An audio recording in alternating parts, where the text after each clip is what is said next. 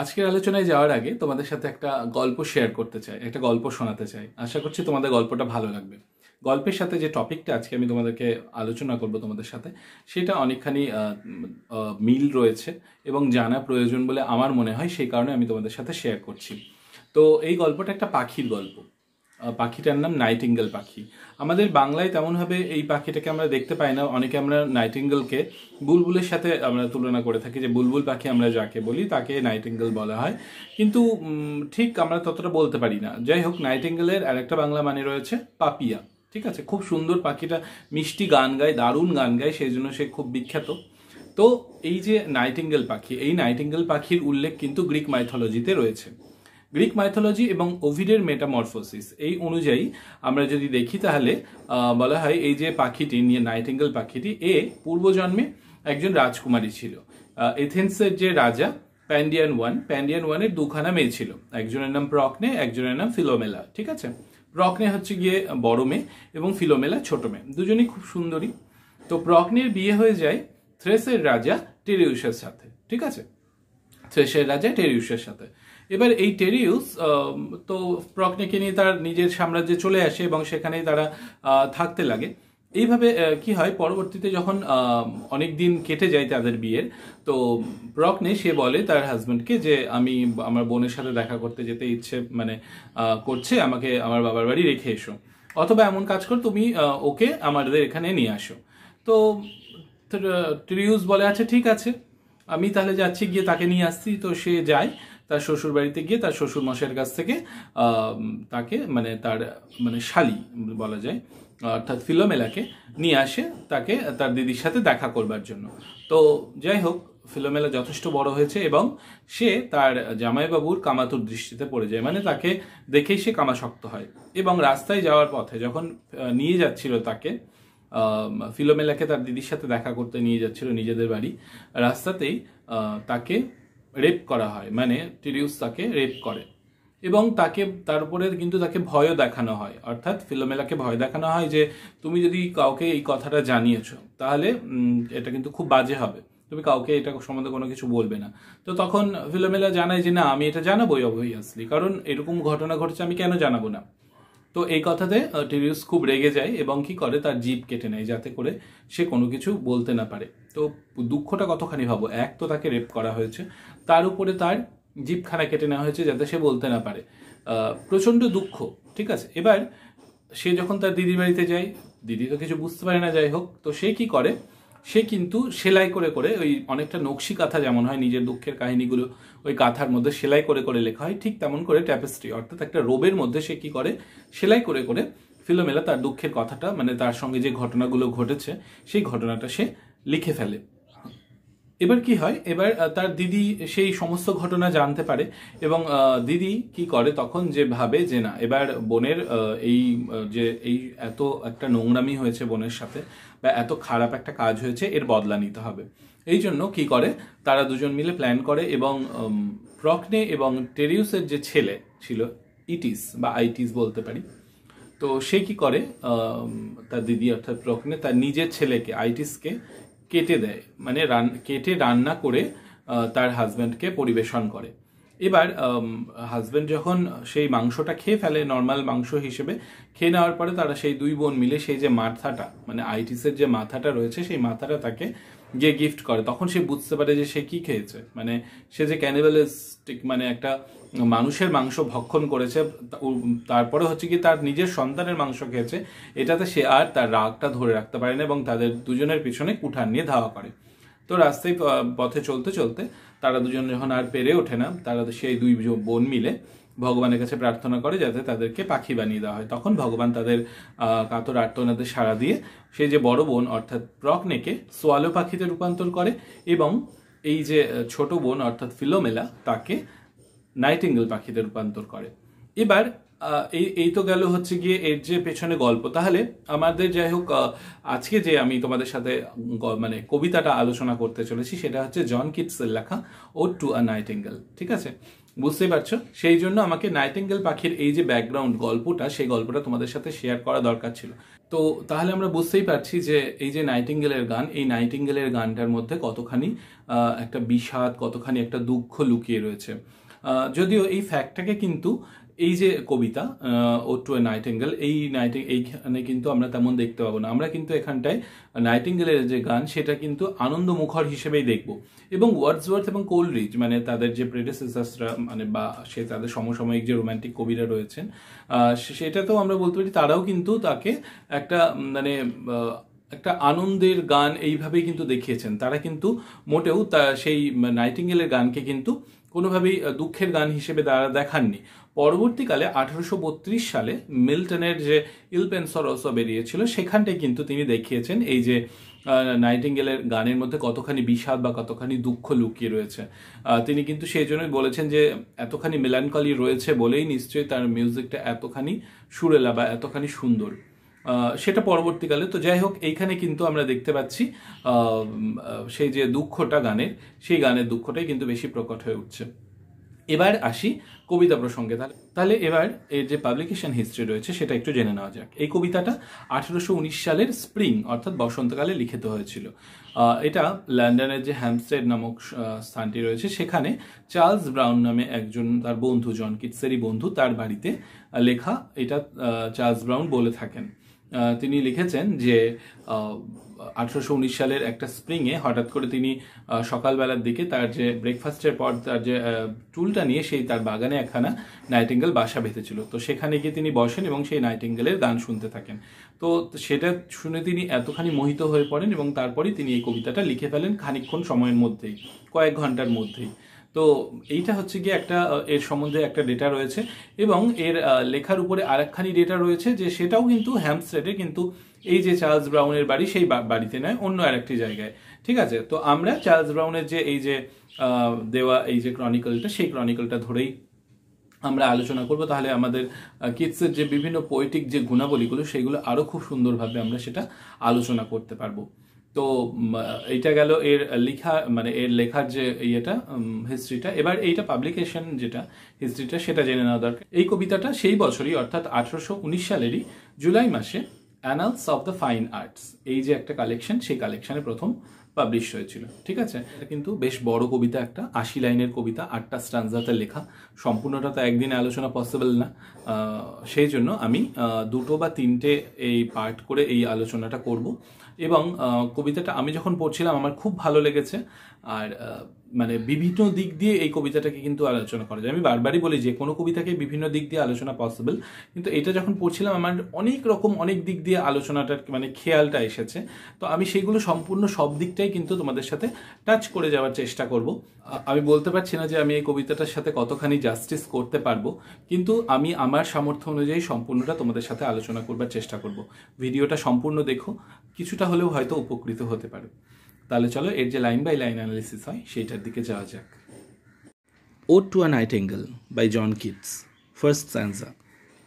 My heart aches and a drowsy numbness pains my sense. অর্থাৎ my heart x, আমার যে হৃদয়টা, আমার যে মনটা, সেটা এক্স অর্থাৎ পেইনস, ব্যথা হচ্ছে, আমি ব্যথা অনুভব করছি। অ্যান্ড এ ড্রাউজি নামনেস, এবং একটা ড্রাউজি অর্থাৎ নিদ্রাচ্ছন্নতা, একটা স্বপ্ন, মানে তন্দ্রালু ভাব, যেটা মানে ঘুম ঘুম ভাব, সেটার মধ্যে একটা কেমন ড্রাউজি নামনেস অর্থাৎ অসারতা, মানে আমাদের শরীরে ঝিনঝিন লেগে গেলে যেমন হয় না একটা অসার ভাব, সেই রকম একটা অসার ভাব রয়েছে। সেই যে ড্রাউজি নামনেসটা, সেইটা পেইন করছে, ব্যথা দিচ্ছে। মাই সেন্স, আমার যে সেন্স রয়েছে, মানে আমার সেন্সুয়াল যে অর্গানসগুলো রয়েছে, আমার যে শরীরের ইন্দ্রিয়গুলো রয়েছে, সেখানটায় আমাকে যেন ব্যথা দিচ্ছে এবং আমার মনটাও ব্যথা পাচ্ছে। কেন? পরে জানছি। As though of hemlock I had drunk, কেমন মনে হচ্ছে যে আমি যেন হেমলক পান করেছি। হেমলক কি? হেমলক হচ্ছে এক ধরনের পয়জন, এক ধরনের বিষ আমরা বলতে পারি। ঠিক আছে, তো সেই বিষ বা সেই একটা নেশার দ্রব্য, সেইটা যেন আমি পান করেছি।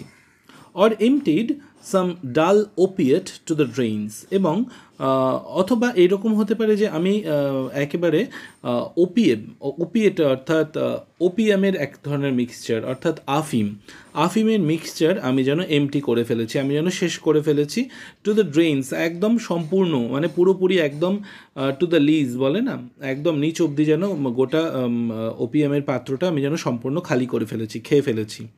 1 মিনিট পাস্ট, 1 মিনিট আগেই। অ্যান্ড লিথি ওয়ার্ডস হ্যাড সাঙ্ক, এবং আমি যেন লিথি নদীতে ডুব দিয়েছি। এবার লিথি নদী তোমরা জানোই হেডসে রয়েছে, নরকে রয়েছে সেই নদীটা, যেই নদীর জল খেলে সমস্ত কিছু মানুষ ভুলে যায়। তো আমি যেন সেই নদীতে গিয়ে যেন ডুব দিয়েছি, মানে আমার আর কোনো সেন্স, আমার কোনো কিছু কাজ করছে না, সম্পূর্ণ আমি যেন ভুলে গিয়েছি। It is not through envy of the happy lot. হ্যাঁ, এইটা কিন্তু আমি তোমার উপরে যে এনভি করে করছি, এই যে আমার মনটা কষ্ট পাচ্ছে বা আমি কষ্ট পাচ্ছি বা দুঃখ পাচ্ছি, এইটার জন্য যে আমি তোমাকে দোষ দেবো বা তুমি আনন্দে রয়েছো সেই জন্য আমার খুব হিংসে হচ্ছে বলে আমি ব্যথা পাচ্ছি তা নয় কিন্তু। তাহলে এখানে কিন্তু কারণটা আমাদেরকে তিনি বলে দিলেন। But being two happy in thine happiness, কিন্তু আমি তোমার হ্যাপিনেস অর্থাৎ আমি তোমার আনন্দে খুব আনন্দিত হয়ে গিয়েছি, ঠিক আছে। এই কারণে প্রচণ্ড আনন্দ হলে দেখবে আমাদের মানে প্রচণ্ড যখন আমরা হাসি বা প্রচণ্ড আনন্দ পাই তখন চোখ দিয়ে জল বেরিয়ে আসে, এটা কিন্তু বলা হয়।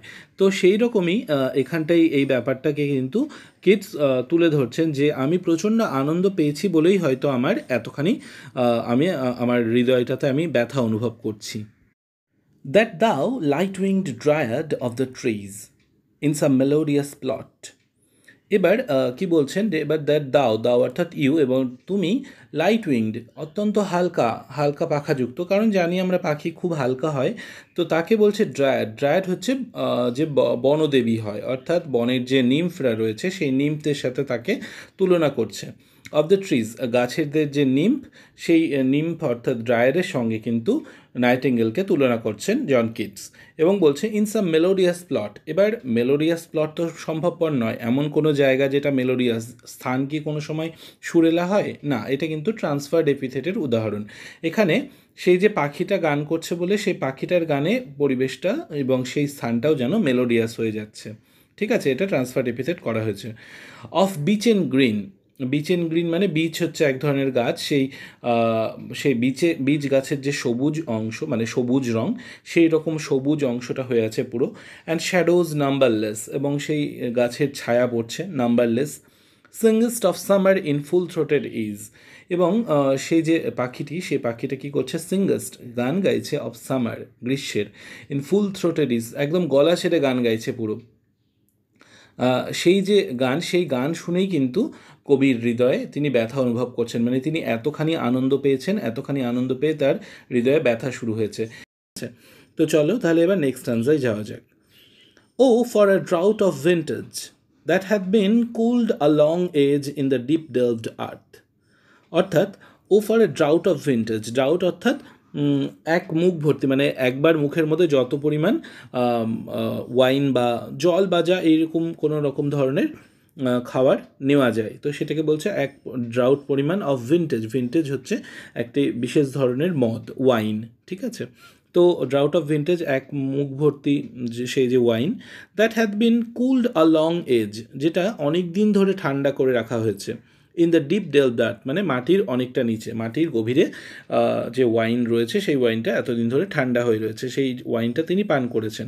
এবার এখানটায় ওয়াইনের সম্বন্ধে একটু বলে রাখা দরকার যে ওয়াইন যত বেশি দিন পরিমাণ মাটির তলায় রেখে তাকে সিজন করা হবে, তত তার কোয়ালিটিটা ভালো হবে, তত তার প্রাইসও যেমন বাড়বে তেমন তার কোয়ালিটিটাও দারুণ হবে।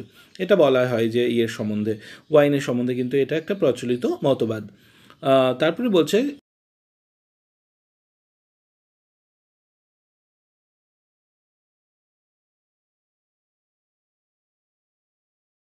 Testing of Flora and the country green, dance and Provencal song and sunburned mirth. অর্থাৎ সেই যে ওয়াইনটা, সেই ওয়াইনটার মধ্যে থেকে কিসের টেস্ট পাওয়া যাচ্ছে, ফ্লোরা, ফ্লোরা অর্থাৎ ফুল, ঠিক আছে, ফুলের টেস্ট রয়েছে। এবার ফ্লোরার সম্বন্ধে বলা উচিত, ফ্লোরাকে কিন্তু ফুলের দেবীও বলা হয়, অথবা বসন্তের দেবী, স্প্রিং অর্থাৎ বসন্তের দেবী, সেটাও বলা হয়, ঠিক আছে। তো সেই যে মদটা বা ওয়াইনটা, সেই ওয়াইন থেকে কিন্তু এরকম ফুলের টেস্ট আসছে। এছাড়া কি আসছে না, কান্ট্রি গ্রিন, সেই যে ওয়াইনের মধ্যে একটা গ্রিন কান্ট্রি বা একটা দেশের, একটা প্রদেশের যে সবুজ অংশ, মানে প্রচুর সবুজ রয়েছে সেই রকম, মানে ফ্রান্সের যে দক্ষিণের প্রদেশ রয়েছে, প্রোভেন্স বিশেষ করে, সেখানকার ওয়াইন কিন্তু জগৎ বিখ্যাত আমরা জানি, এবং সেখানে প্রচুর পরিমাণে ফুল হয় এবং ফুল থেকে প্রচুর পরিমাণে ওয়াইন তৈরি করা হয়। তো সেইখানকার কথাই কিন্তু এখানে তুলে ধরা হচ্ছে, এবং সেখানকার স্পেশালিটি কি, সেখানকার লোকরা কিন্তু ডান্স বা মানে এই যে নৃত্যগীতি, এই সমস্ত বা গান, এগুলো কিন্তু তারা খুব পছন্দ করে, এবং এইগুলোই কিন্তু কিটসও এখানে তুলে ধরছেন। সেখানে ডান্স আর প্রোভেন্সাল সং, অর্থাৎ প্রোভেন্সের যে স্পেশাল গানগুলো, সেইগুলো কিন্তু রয়েছে। অ্যান্ড সানবার্ন্ট মার্থ, এবং রৌদ্রে পুড়ে যাওয়া যে আনন্দ। এবার আনন্দ আবার রৌদ্রে পুড়ে যাওয়া কী রকম হতে পারে? মার্থ মানে আনন্দ, আমি বুঝতে পারলাম, প্রচণ্ড আনন্দ, কিন্তু সানবার্ন্ট অর্থাৎ সূর্যের আলোতে জ্বলে যাচ্ছে। এবার সানবার্ন্ট কিন্তু মানুষগুলো, এটাও তার মানে একটা ট্রান্সফার্ড এপিথেট, ঠিক আছে। সেখানকার যে লোকগুলো, কারণ প্রচণ্ড গরমের দেশ যেহেতু, মানে ফ্রান্সের দক্ষিণের দিকটা প্রচণ্ড গরম, ঠিক রয়েছে, ঠিক আছে। তো সেই গরমে সেগুলো কি হচ্ছে, সানবার্ন্ট অর্থাৎ রৌদ্রের আলোয় পুড়ে যায় সেই লোকগুলো, এবং তাদের যে আনন্দ, সেইটাই কিন্তু তিনি এখানে বর্ণনা করছেন। ও for a beaker full of the warm south, full of the true, the blushful Hippocrene. অর্থাৎ তিনি for a beaker full of warm south, মানে এক বিকার ভর্তি, বিকার অর্থাৎ জার, এক ধরনের কাছে, সেই জারের মধ্যে এক জার ভর্তি ওয়ার্ম সাউথ। ওয়ার্ম সাউথ মানে সেই যে গরমকাল, মানে সেই যে দক্ষিণের রাজ্যগুলো, সেই দক্ষিণের রাজ্য অত্যন্ত উষ্ণ হয়, সেই গরমটা তিনি এই এর মধ্যে, এই যে পেয়ালাটা রয়েছে সেই পেয়ালার মধ্যে, অর্থাৎ তিনি ওয়াইনের কথা এখানে বলছেন। ফুল অফ দ্য ট্রু অর্থাৎ জেনুইন, মানে একদম সেটা অরিজিনাল ওয়াইন। দ্য ব্লাশফুল হিপোক্রিন, ব্লাশফুল অর্থাৎ ব্লাশ, এবার আমরা জানি যে কেউ যখন লজ্জা পায় তখন সে ব্লাশ করে, এবং ব্লাশের কালারটা কী হয়, পিঙ্ক কালার অথবা রেড কালারের মতন হয়। তো সেই যে ওয়াইনটা, সেই ওয়াইনের কালারটাও কিন্তু সেই ব্লাশ কালার, আর সেটা হিপোক্রিন। হিপোক্রিন অর্থাৎ একটা, আমরা বলতে পারি সেটা হচ্ছে মিউজের যে রিভার রয়েছে বা একটা ঝর্ণা রয়েছে, সেই ঝর্ণাটা, স্ট্রিমটা, সেই পেগাসাসের খুরের যে আঘাতে তৈরি হয়েছিল সেই ঝর্ণাটা, মিউজের ঝর্ণাটা, সেই ঝর্ণার কথা বলা হচ্ছে। সেই ব্যাপারটাই যেন এখানটায় তিনি উল্লেখ করছেন, John Keats. With beaded bubbles winking at the brim, সেই যে কিনারগুলো, মানে সেই যে বিকারটা, সেই বিকারের কিনারে বাবলস দেখতে পাওয়া যাচ্ছে, ঠিক আছে, মানে ওই যে ওয়াইনটা ঢালার পরে ফলে যে বাবলসগুলো তৈরি হচ্ছে, সেটার কথা এখানে মানে বর্ণনা করা হচ্ছে। ভাবো, মানে দেখতেও কত সুন্দর ব্যাপারটা, সেই সম্পূর্ণ জিনিসটা কিন্তু খুব সুন্দরভাবে, নিখুঁতভাবে সেই ছবিটা আমাদের চোখের সামনে তুলে ধরছেন, যে বিকারের মধ্যে ওয়াইনটা রয়েছে, ওয়াইনের কালারটা কি, সেটাকেও তিনি কত এলাবোরেটলি আলোচনা করছেন। তারপরে বলছেন অ্যান্ড পার্পল স্টেইনড মাউথ, অর্থাৎ মুখখানা, বা আমরা বলতে পারি একদম যে তার যে ঠোঁটখানা, সেটা পার্পল স্টেইনড হয়ে যাচ্ছে। পার্পল স্টেইনড অর্থাৎ পার্পল কালার, সেই কালারটা যেন উঠে আসছে। এবার ওয়াইনের আমি বললাম রেড কালার বা পিঙ্ক কালার হতে পারে, এখানে বলা হচ্ছে পার্পল কালার, তাহলে ঠোঁটের কালারটা কিন্তু পার্পল হয়ে যাচ্ছে। কারণ আমরা জানি সেই রঙটা লাল রঙ, যে ফুলের বা বেদানার রসও তো লাল হয়, কিন্তু সেটা খানিকক্ষণ থাকলে কিন্তু পার্পল কালার হয়ে যায়। তো অনেকখানি কিন্তু সেই যে ওয়াইনটা খাচ্ছেন, তার ফলে কিন্তু তার ঠোঁটের যে কালারটা, সেটা পার্পল কালার হয়ে যাচ্ছে, ঠিক আছে। দ্যাট আই মাইট ড্রিঙ্ক, সেটা হয়তো আমি পান করলাম। And leave the world unseen, এবং এই যে দুনিয়াটা, সেই দুনিয়াটা আমি ত্যাগ করলাম। অ্যান্ড উইথ দি, এবং তোমার সাথে ফেড অ্যাওয়ে, গিয়ে আমি মিলিয়ে যাব ইনটু দ্য ফরেস্ট ডিম, সেই যে ফরেস্ট, সেই যে একটা অন্ধকারাচ্ছন্ন ফরেস্ট, জঙ্গল, সেই জঙ্গলে গিয়ে আমি যেন মিলিয়ে যেতে চাই তোমার মতন। মানে তিনি পুরোপুরি এখানটায় সম্পূর্ণভাবে আমরা বলতে পারি এসক্যাপিস্ট, যেটা কিটসকে বলা হয়ে থাকে, এইটা আমি এখানে মানে বলতেই পারি যে তিনি এই যে দুঃখের জগৎটা, এই যে না দেখা একটা জগৎ, এই কষ্টকর একটা মিজারিতে পরিপূর্ণ একটা জগৎ, সেটাকে ত্যাগ করে তিনি যেন সেই যে নাইটিঙ্গেল রয়েছে, সেই নাইটিঙ্গেলের গানের মধ্যে দিয়ে সেই নাইটিঙ্গেলের জগতে তিনি যেন মিলিয়ে যেতে চান, তিনি যেন এই জগতে আর থাকতে চান না। এইখানেই কিন্তু কবির এই কবিতাটার যে সৌন্দর্যগুলো, এবার এই তো গেল এর বাংলাতে যে অ্যানালিসিসটা হয় সেই অ্যানালিসিসটা। এবার একে যদি আমরা বিভিন্ন দিক দিয়ে কিন্তু আলোচনা করা সম্ভব, আমি যেমন বলি যে কোনো কবিতাকে বিভিন্ন দিক দিয়ে আলোচনা করা পসিবল। তো হঠাৎ করে আমি যখন কবিতাটা পড়ছিলাম আমার মনে হয়েছিল যে বিভিন্ন যে এর মধ্যে কিছু ওয়ার্ডস রয়েছে সেইগুলো কিন্তু নিজের সাথে নিজে কন্ট্রাস্ট করে, মানে একটা মানে তিনি দুই ধরনের শব্দ এখানটায় ব্যবহার করেছেন এবং এই দুই ধরনের শব্দগুলোকে আমি যদি দুটো মেরুতে রাখি তাহলে কিন্তু দুটো পুরোপুরি কন্ট্রাস্ট হয় এবং সেইগুলোর মাধ্যমে কিটস কী করছেন, কিটস নিজের জন্য একটা জগৎ দেখাচ্ছেন এবং তার সাথে সাথে তার অপোজিট একটা জগৎ দেখাচ্ছেন তিনি, সেই যে নাইটিঙ্গেল রয়েছে সেই নাইটিঙ্গেলটা, মানে তিনি নিজেরটা যখন দেখাচ্ছেন তিনি সেখানে দেখাচ্ছেন যে সেখানে প্রচণ্ড এক্স রয়েছে অর্থাৎ পেইন্স রয়েছে, তারপরে সেটা ডিম রয়েছে, কালারটা সেটা আলাদা, মানে পুরোপুরি অন্ধকারাচ্ছন্ন একটা দুঃখময় একটা জগৎ তিনি দেখাচ্ছেন। কিন্তু অন্যদিকে যখন নাইটিঙ্গেলের জগৎটা দেখাচ্ছেন তখন সেখানে দেখাচ্ছে সেখানে হ্যাপিনেস রয়েছে, সেখানে ওয়াইন রয়েছে, সে লাইট ওয়েট, এরকম বিভিন্ন রকম বা আরও যে সমস্ত পজিটিভ ওয়ার্ডস যেগুলো সেইগুলো সমস্তটাই কিন্তু নাইটিঙ্গেলের সাথে যাচ্ছে এবং যে সমস্ত নেগেটিভ ওয়ার্ডসগুলো সেইগুলো কিন্তু ইয়ের সাথে যাচ্ছে, অর্থাৎ কবিতার নিজের সাথে সেগুলোকে যেন জুড়ে দিচ্ছেন। তো এইভাবে কিন্তু তাদের দুজনের মধ্যে কিন্তু একটা ধনাত্মক এবং ঋণাত্মক এইরকম কিন্তু একটা চিন্তাধারা দেখতে পাচ্ছি।